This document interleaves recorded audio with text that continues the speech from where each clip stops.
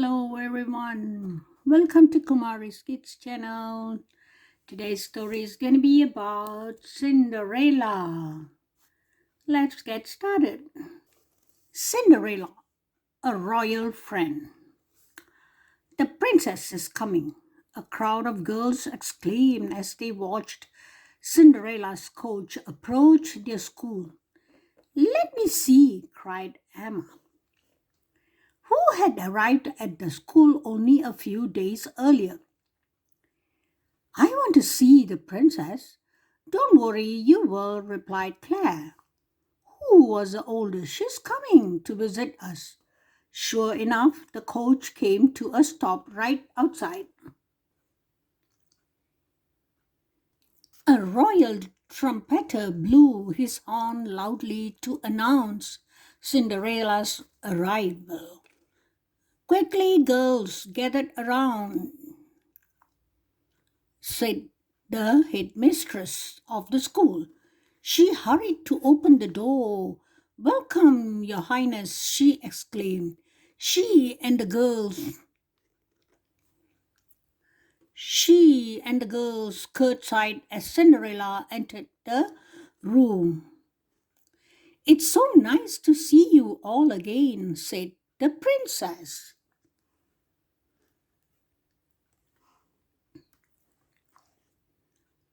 Cinderella liked to stop by the school to help the girls with their reading and writing. She also brought books, clothes, toys, and food. Many of the girls were poor and had few things of their own. Everyone was happy to see Cinderella, but no one was more excited than Emma. Cinderella and the girls spent a wonderful afternoon together. After their lessons, they sang, danced, and told stories. Then they read together and played with some of the toys the princess had brought. When it was time for Cinderella to go, she made an announcement. In 1 week, there will be a party at the castle to be held in your honor. For us, the girls shouted excitedly. But what will we wear? Asked Emma. Cinderella smiled. Why, the dresses I am having made for each of you, of course. And you shall have a new shoes and gloves as well. I remember how much fun it was when I got to dress up for a ball the first time. I thought all of you would like to wear fancy gowns too.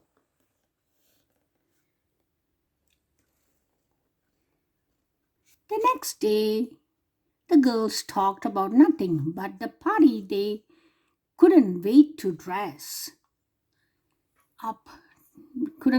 dress up.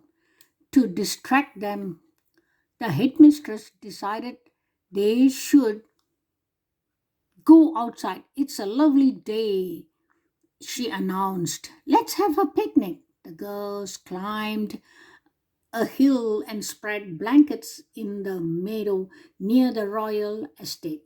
While her classmates ran and played, Emma gazed at the castle. She couldn't wait to see what it looked like outside. She thought it must be the most wonderful place in the whole world.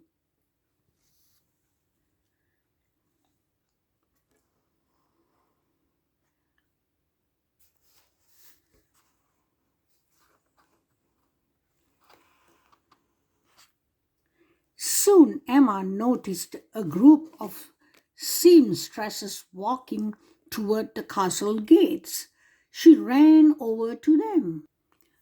A guard opened the gates for the seamstresses. Without thinking, Emma slipped behind them and walked straight into the castle. Then she ducked behind a curtain. Cinderella welcomed the women, then led them up a staircase. When everyone was gone, Emma ran up the stairs and began to explore. In one room, Emma found a huge bed with a pink ruffled canopy. She climbed into it and closed her eyes for a moment.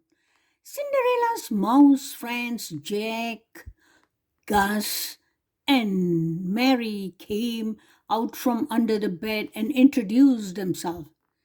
Suddenly, they heard someone down the hall say, "This fabric is gorgeous." Emma and the mice ran towards the voice and found a room filled with seamstresses. They were busy cutting satin, silk, and velvet.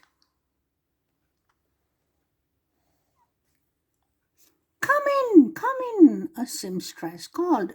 "Stand here, dear. Now hold still." The woman began wrapping fabric around Emma. She thought Cinderella had sent her to model the dresses. Emma just smiled. She loved the swishing sound the cloth made. She loved the swishing sound the cloth made. She also loved the way everyone fussed over her. When Cinderella stopped by a while later, Emma was wearing one of the dresses. "More bows, please," Emma requested, "and another layer of ruffles." "Oh my!" exclaimed Cinderella. "That certainly is a fancy dress, and you look beautiful in it."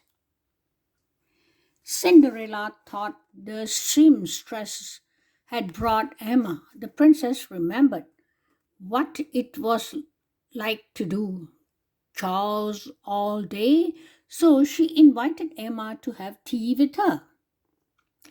They sat at a table laid with delicate china and gleaming silver. A servant brought in tea and cakes and cookies. "It must be wonderful to be a princess," Emma said between bites. "You get to wear fancy clothes, go to the parties all day, and order servants around." Cinderella laughed. When a princess wants something, she asks politely. And there's much more to being a princess than clothes and parties. She replied, "Why don't you help me this afternoon and see what a princess really does?"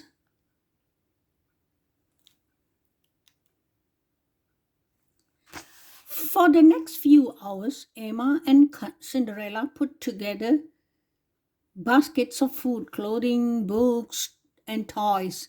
Emma's favorite part was going through Cinderella's wardrobe to look for old clothes that could be donated. Soon it was time to deliver the baskets to the schools and orphanage. As they passed through the village in the royal carriage, Emma waved at a passerby. "Princess Emma," she thought, "I like the sound of that."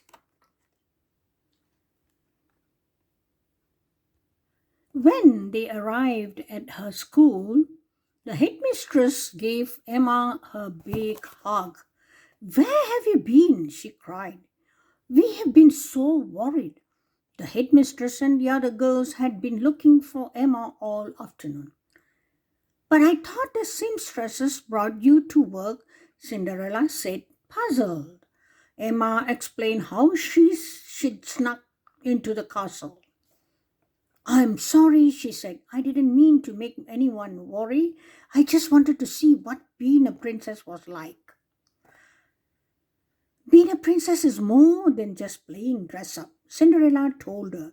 "It also means being responsible."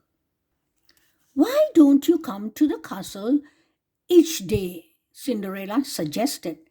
Then you can learn more about what princess really do. Every afternoon when Emma's lessons were over, she went to the castle. The princess was always very busy. She oversaw the castle staff. She visited the shopkeepers and farmers to make sure everything was running smoothly. She even got the court jester to tell jokes to children who were ill. Emma tagged along everywhere. Cinderella decided she should help plan the party for the girls' school. So Emma helped to decorate. She also helped the cook make a cake. Cinderella was so impressed that she asked her mouse friends to make a special dress for Emma. It's it's fit for a princess, Emma exclaimed when she saw it. Finally, the night of the party arrived. The girls strolled and the dan- around the dance floor in magnificent new dresses. I still wish I could be a real princess, said Emma. Because you have worked so hard, I'm going to make you an honorary princess for the evening. Cinderella said with a smile, Oh, thank you. The girl cried happily. She was thrilled that she'd get to be Princess Emma for one magical night. Okay, this is the end of Cinderella story. I hope you guys will enjoy this story and I will see you guys in the next storytelling. Bye.